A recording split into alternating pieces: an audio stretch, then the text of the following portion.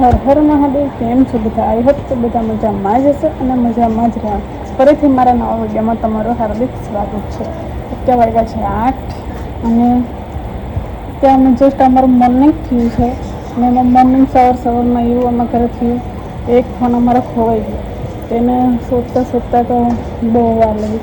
1-1.5 કલાક સુધી મળ્યો જ નહીં. એમાં એવું હતું, મારી બેન મોર્નિંગ સ્કૂલમાં ગઈ હતી તો બેગમાં ચોપડા બધા ભરતી હતી. તો અમને એવું કે એ લઈ જઈ શકે. ફોન કર્યો તો એ તો ખબર એ એમ કહી શકે ને, હું તો નથી લઈ ગઈ. તો પછી ઘરમાં આખી જગ્યા શોધ્યું તો પણ મળ્યો નહીં. પછી છેલ્લે મારી બેનના ચોપડાની અંદરથી ફોન મળ્યો. તો એવું ને એવું થયું. તો આજના દિવસ તો સવારમાં બધા બી કે ફોન ક્યાં ગયો કરીને. ચાલો, એવું બધું તો થયા કરે.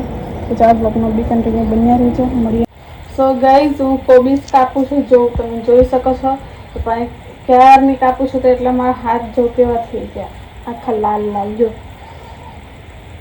તો પણ કપાતી નથી. એટલે આ કાપવું બહુ અઘરું છે એવું હવે મને લાગે છે. તો ચાલો, બ્લોગમાં બી કન્ટિન્યુ બન્યા રહેજો. આજે બનાવવાનું છે કોબીજનું શાક અને રોટલી. સો ગાઈઝ, આપણે કોબીજનું શાક રેડી થઈ ગયું છે. તમને હું બતાડું. જડે છે હજી.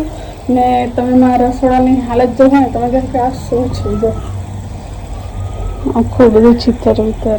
આજે કામ કરવાનું બાકી છે ને. અહીંયા જો કચરો તો જો બધો એમાં એવું છે, શાક આપણે કાપીએ એટલે કચરો તો થાય જ. ઘરમાં હજુ શાક બની જાય એટલે પછી ઘર બધું સાફ કરી નાખીશું, ઘરને ક્લીન કરી નાખીશું.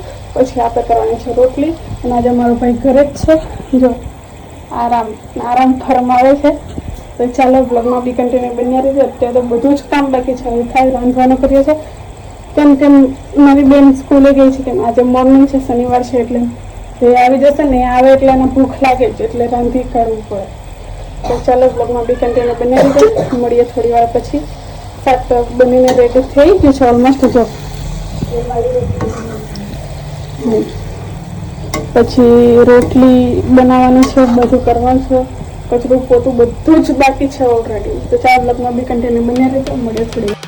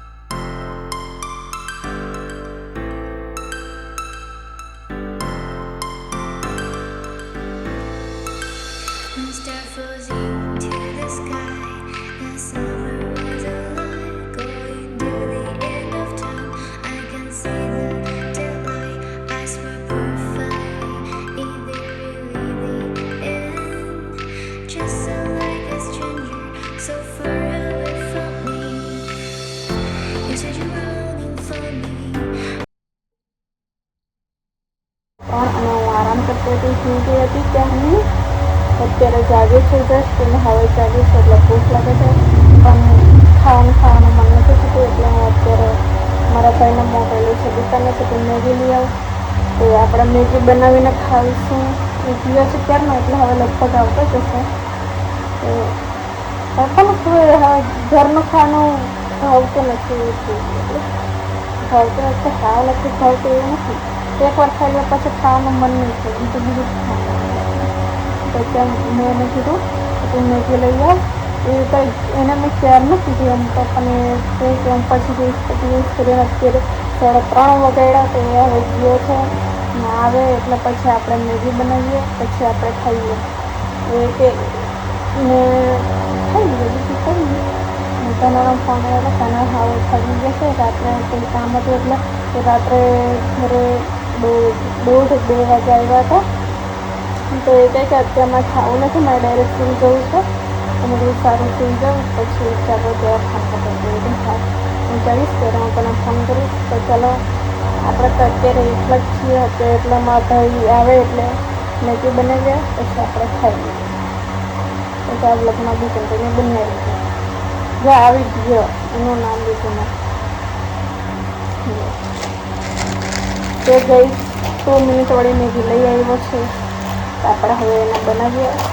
તો ગાઈઝ આપણી મેગી ફાઇનલી બનીને રેડી થઈ ગઈ છે. અને હવે હું ને મારો ભાઈ ખાવા બેઠા છે. આજે મારી બેન મૂકી એ જો કેટલી ભીડમાં છે. તો ચાલો હવે આપણે ખાઈએ મેગી પછી એ કરીએ. મેં સ્પાઈસી ભાવે એટલે હું સ્પાઈસી બનાવી ગરમ છે બહુ.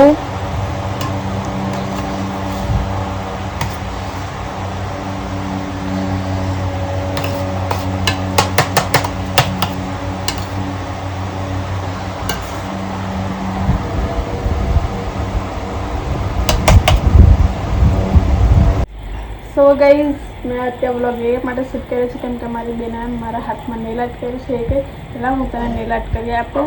તે એમાં નેલ આર્ટ કર્યું છે, જો તમે જોઈ શકો છો. એટલે મને કરી એ પાછી મસ્ત મજાના મને તો ગેમ જ છે. જો કે તો તમને કેવા લાગે છે એ કમેન્ટમાં કરી દેજો. તો અત્યારે વાગ્યા છે 6-6:30 જેવા થયા છે. તો હવે રાંધવાનો સમય થયો છે, પણ એમાં એવું જ કે વઘારેલા ભાત બનાવવાના છે એટલે વાર નહીં લાગે, 5-10 મિનિટમાં બની જાય. એટલે આપણે પછી એ કરીશું, મોડકથી બનાવીશું. તો તમે બ્લોગમાં બી કન્ટિન્યુ બન્યા રહીજો. તો ગાઈઝ આ મારી બેન કઈ સોડા લાવી છે, આ લીંબુ પાણી એવું કંઈ લખેલી એવી સોડા લાવી છે. આપણે તો કોઈ દિવસ ટેસ્ટ નથી કરી, તો આજે કરીશું. તો ચાલો બ્લોગમાં બી કન્ટિન્યુ બન્યા રહીજો. એનો રિવ્યૂ આપો તમને.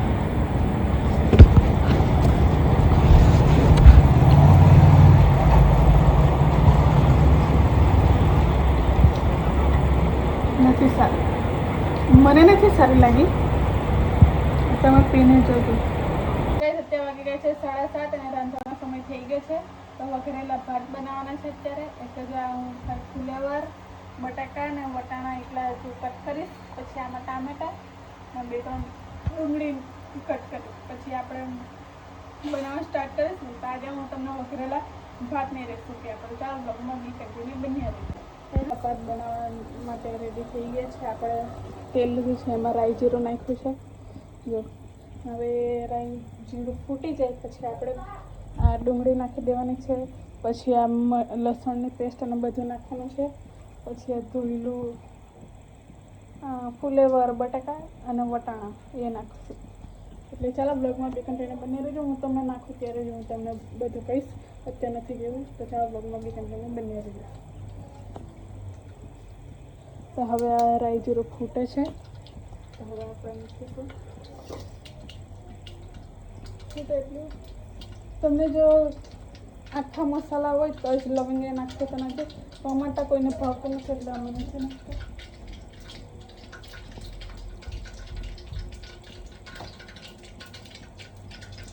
તો આજે રાઈ જીરું ફૂટી ગયું છે. હવે આપણે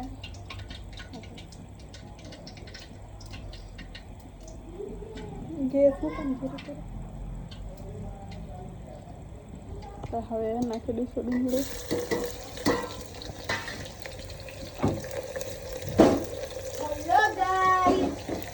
તો આ નાખી દીધું છે. હવે આ થોડું બ્રાઉન જેવું થઈ જાય તે પછી આપણે લસણની ને બધી પેસ્ટ નાખીશું. તો ચાલો બ્લોગમાં બી કન્ટિન્યુ બનાવી દીધું. આ બ્રાઉન થઈ પછી નાખું ત્યારે તમને ડુંગળી બ્રાઉન થઈ ગઈ છે, જો તમે જોઈ શકો છો.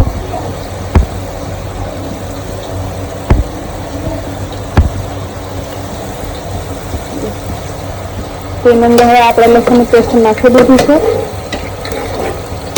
એ પછી હવે આપણે આ જે છે ને એ નાખીશું.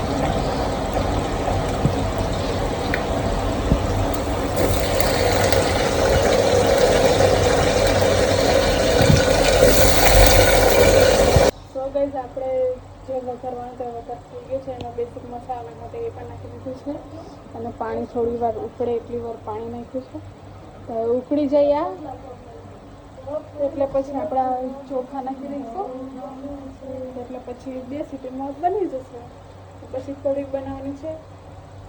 કઢી બનાવી કઢી તો લગભગ જ બાકી છાશ પી લે બધા. આ વઘારમાં બધું ખાસ આવે છે. તો અહીંયા હુંફાળો આવે, જો હુંફાળો હવે આવે છે એટલે હવે આપણે ચોખા નાખી દઈએ. સચિન આ પકડતો ફોન. મારા ભાઈને કેમ છે ફોન પકડવા તો બતાવે. ગાઈસ આને કઈ આવડતું નથી, બધું ફોનમાં જોઈને બનાવે છે.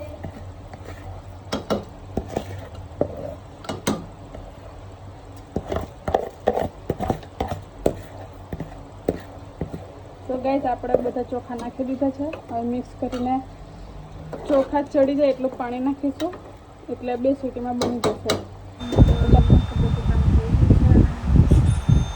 જમે પાણી છે તો હવે